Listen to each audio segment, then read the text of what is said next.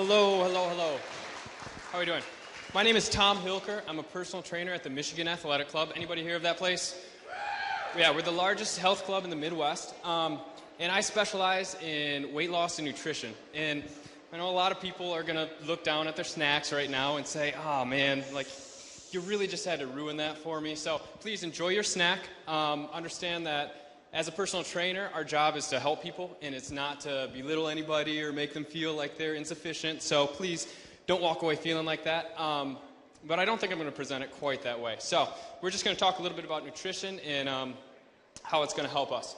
So what I want you, no picture. It's a picture of the world is what it's supposed to be. The big picture is simply think about food. Think about the last time you eat. You're eating right now. You eat every day. It's a huge part of our lives. And it should be because we need food to live, right?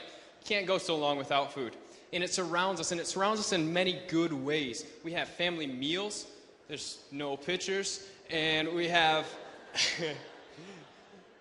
so many things that it connects us, and they are good things. But at the same time, what we eat is directly related to the chronic diseases in our country and the rise in them. We got heart disease, type 2 diabetes, depression, obesity, cancer, stroke, osteoarthritis.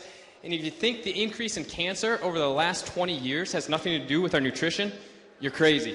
Heart disease, supposed to be a picture of a heart right there. It's the #1 killer in the United States, all right? This is the biggest cause of death in the United States, and we're not doing anything about it other than prescribing more medication. What I'm here to tell you is that is not the answer. Heart disease can be completely reversed. It's kind of like a lot of people think it's hereditary, right? I want you to think of it more as a tolerance. We all have a friend who has a low tolerance to alcohol. You know, you take them to a party. After 2 drinks, they're on the dance floor and taking their clothes off. All right? Some people can handle French fries better than others. You take away the French fries, you take away the alcohol, you take that out of the equation, we don't have a problem. There is no magic bullet. There's supposed to be a picture of the little magic bullet that they sell on TV. And I was going to make a joke.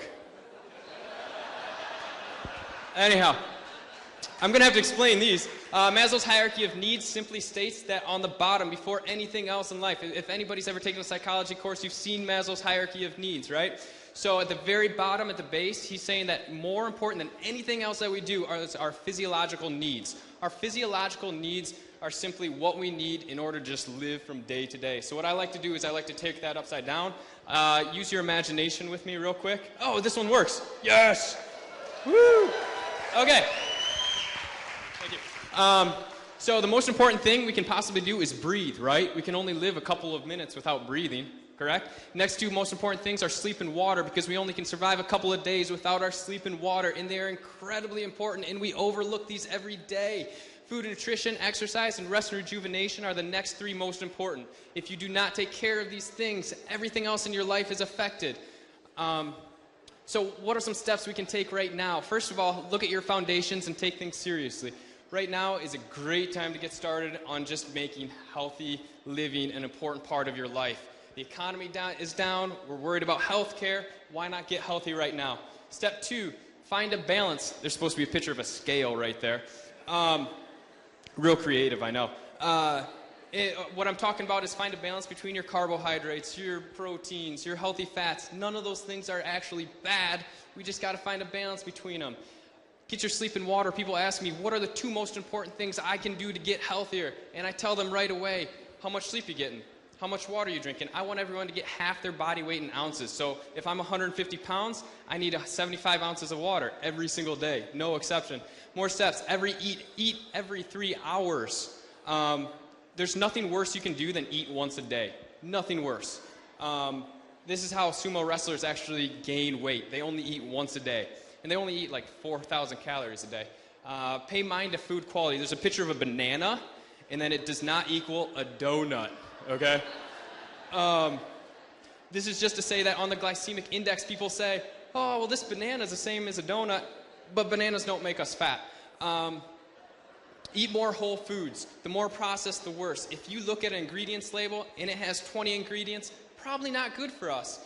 If you know what you're eating, it is going to be good for you. More cut out processed sugar, especially high fructose corn syrup. That's one of the worst things you can put in your body, and the problem is it is in everything. But the more you can take that out, the better off you will be.